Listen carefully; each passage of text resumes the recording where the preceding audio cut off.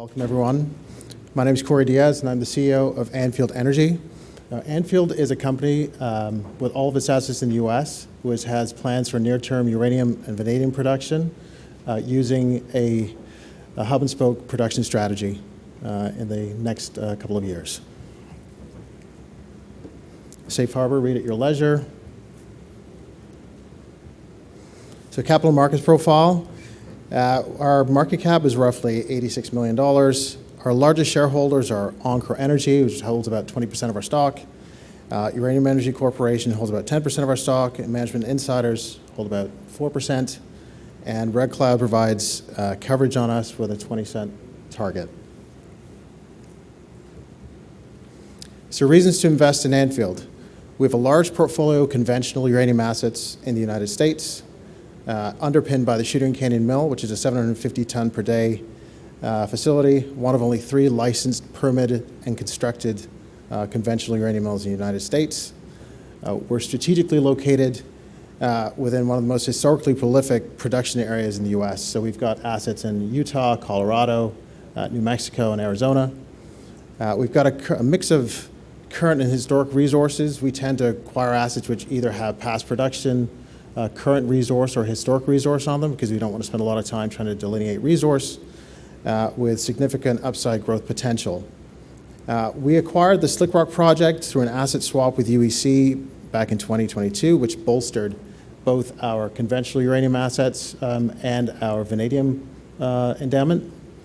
And then finally, earlier this year, we acquired the Marcus Huantafoya project in New Mexico from Encore Energy. This is our largest single uranium asset within the portfolio and serves as an anchor for our secondary production plan. So the macro overview, I'm sure those of you who follow uranium know that there's a lot of geopolitical risk associated with the sector.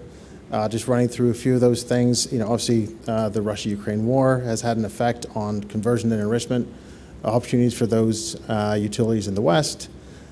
China is getting closer to Kazakhstan. Kazakhstan, obviously the largest producer of uranium in the world. They created a trading hub on the border of China and Kazakhstan, which means a lot of that material that used to flow west will likely stay in the east. Niger, obviously there was a coup very recently, which has impacted Orano, one of the larger producers of uranium and converter.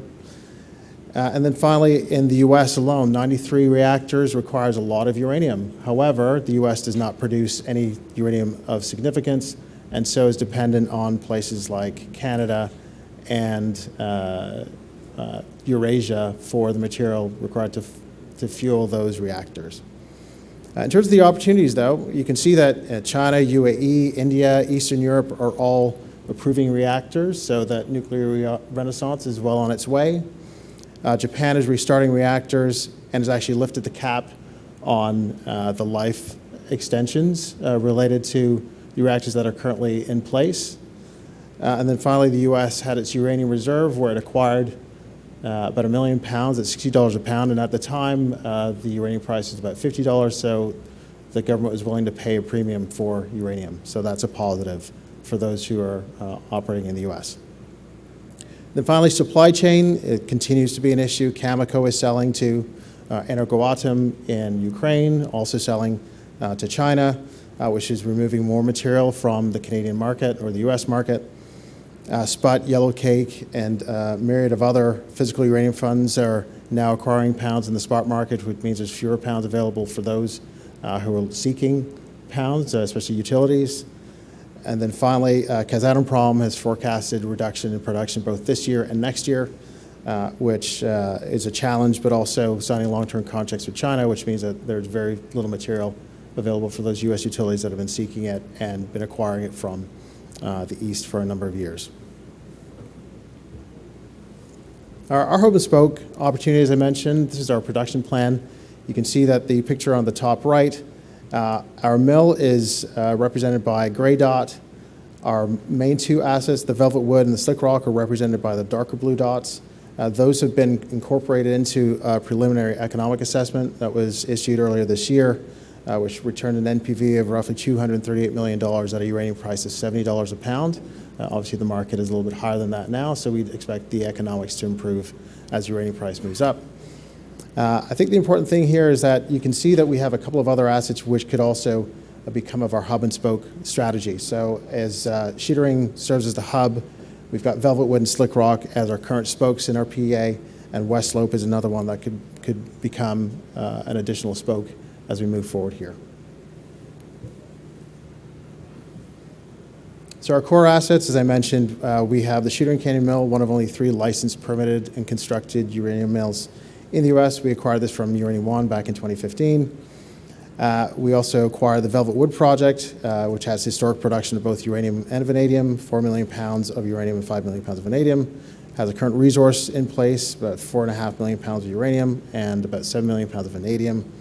And this is part of the preliminary economic assessment that we completed earlier this year.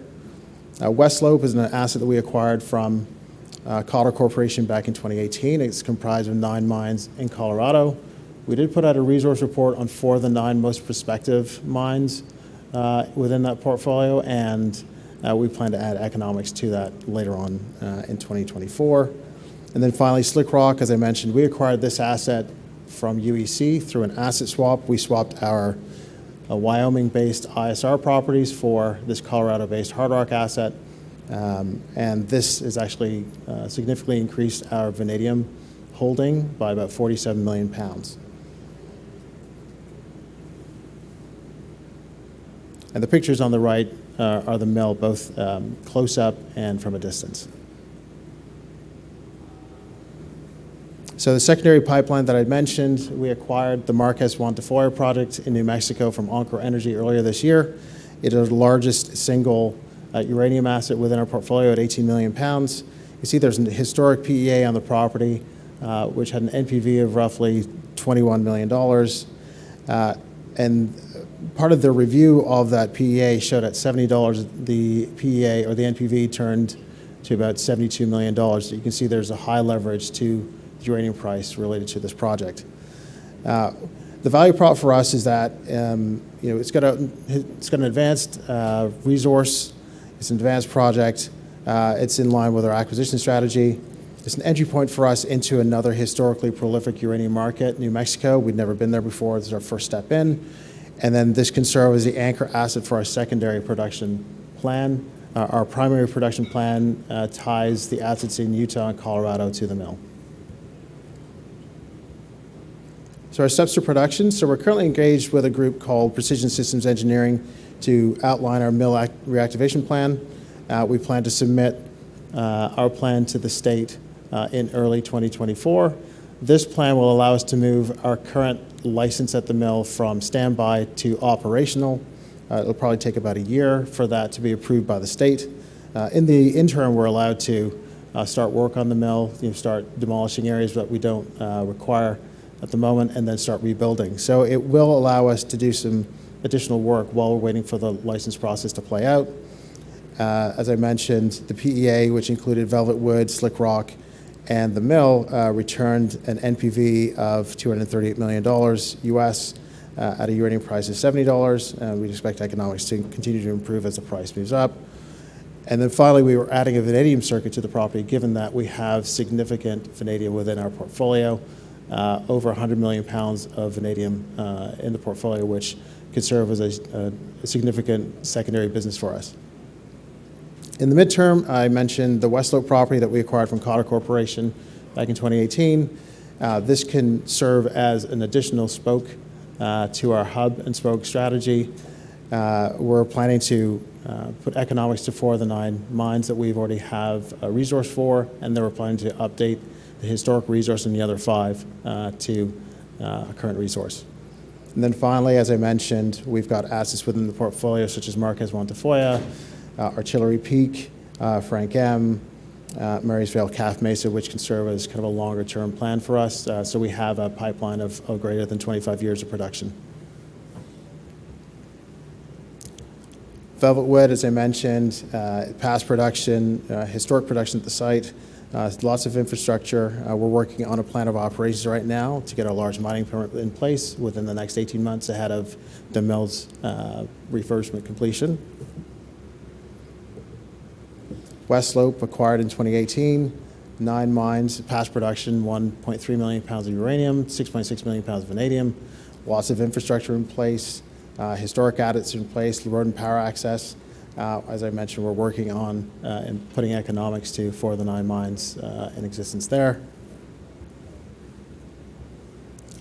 Slick Rock acquired through a trade with UEC, as I mentioned, past production took place. There's infrastructure in place, shafts, portals, power, road access. You can see the picture to the top right.